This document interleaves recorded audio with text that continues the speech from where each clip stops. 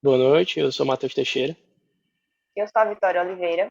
e nós vamos apresentar nosso seminário sobre alquimia alexandrina para a disciplina de História da Química do Instituto Federal do Ceará, requerido pela professora doutora Maslândia Nogueira Vieira. Então,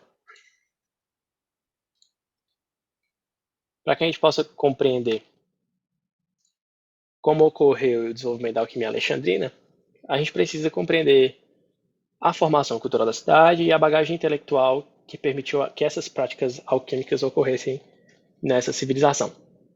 E também entenderemos o motivo pela qual a alquimia alexandrina é considerada o berço da alquimia ocidental. Então, por meio das conquistas de Alexandre da Macedônia, Alexandre o Grande, e a sua forma de dominação que conservava e absorvia os cultos e conhecimentos de cada civilização, houve a associação dos mais diversos saberes antigos, levando seu domínio do Egito até o subcontinente indiano.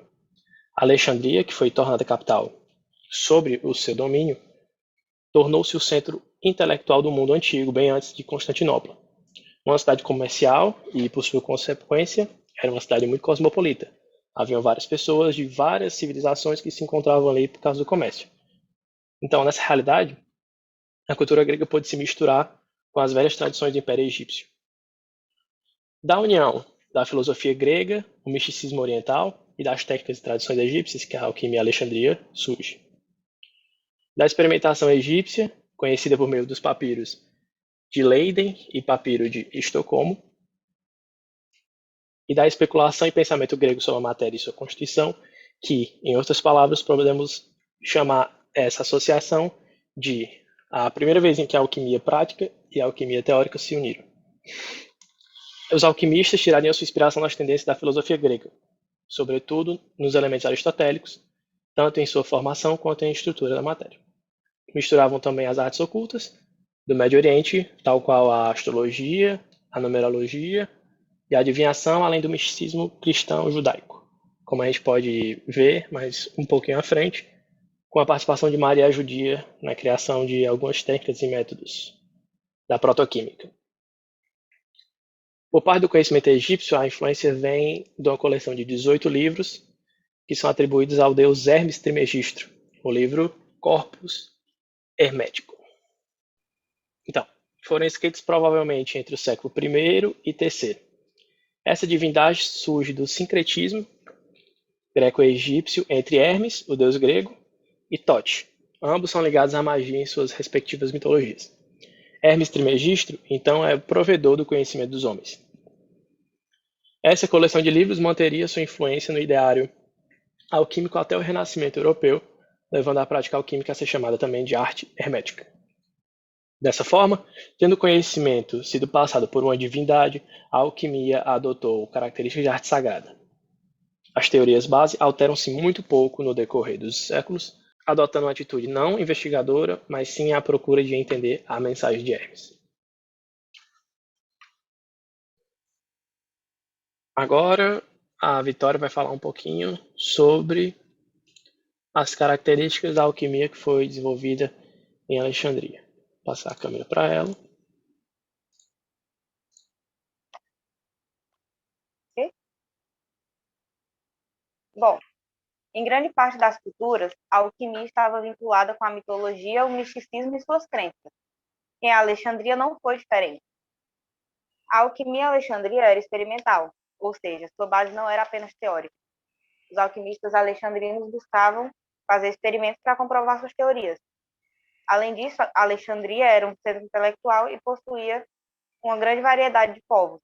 Então, a sua alquimia foi influenciada por práticas e pensamentos babilônicos, gregos, persas, judaicos, egípcios e caldaicos.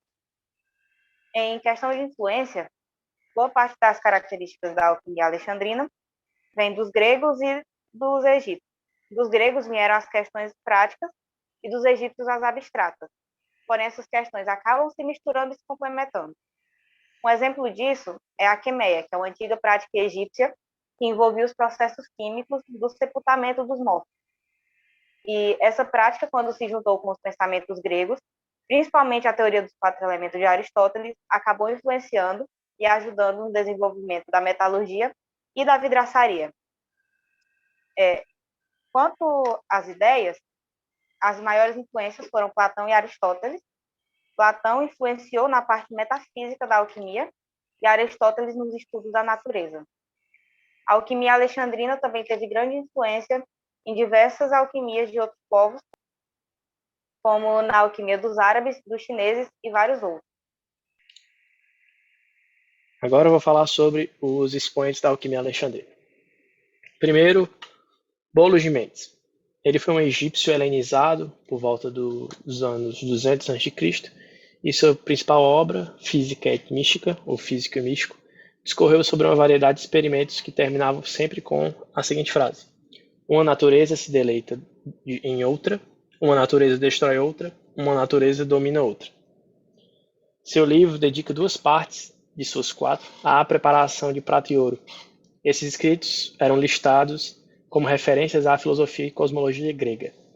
Em 1828, um papiro foi encontrado em Tebas que falava de experimentos bastante semelhantes aos encontrados no livro de Bolos, deixando claro que seus métodos de sua produção de ouro e prata eram fraudulentos. Mesmo com essa fraude, os escritos de Bolos podem sugerir que possuíam uma vaga ideia da natureza fundamental da química. O próximo nome é Zósimo de Panópolis. Nascido por volta do século III a.C., Zósimo foi o primeiro alquimista egípcio identificado na história. Ele também foi o primeiro a ser chamado de filósofo. Definiu a alquimia como o estudo da composição das águas, do movimento, do crescimento, da incorporação e da desincorporação, extraindo espíritos e prendendo espíritos em corpos. Zósimo compilou uma enciclopédia alquímica em 28 volumes, e seu conteúdo descreve por meio de formas simbólicas e instruções experimentais codificadas de processos químicos. Zósimo aparenta ter compreendido que a mudança química pode ser induzida pela presença de um catalisador. Ele descreve vários procedimentos para transformar metais inferiores em ouro, envolvendo catalisadores a que se referiu de tinturas. Uma passagem de sua obra também sugere que tenha sido o primeiro a isolar o elemento arsênio.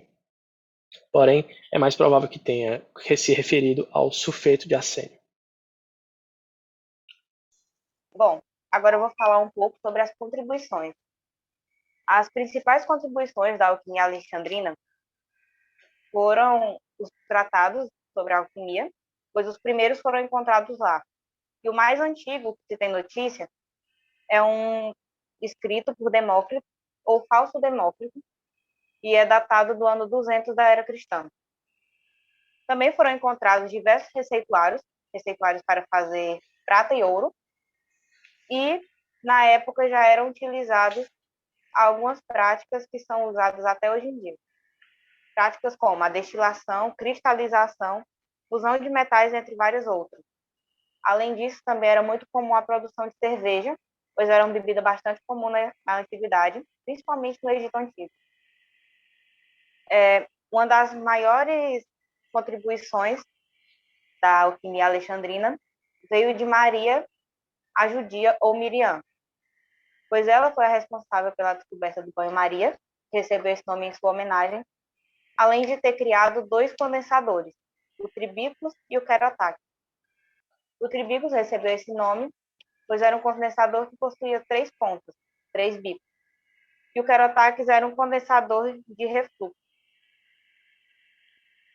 Além disso, a alquimia alexandrina também foi responsável pelo desenvolvimento de diversas outras.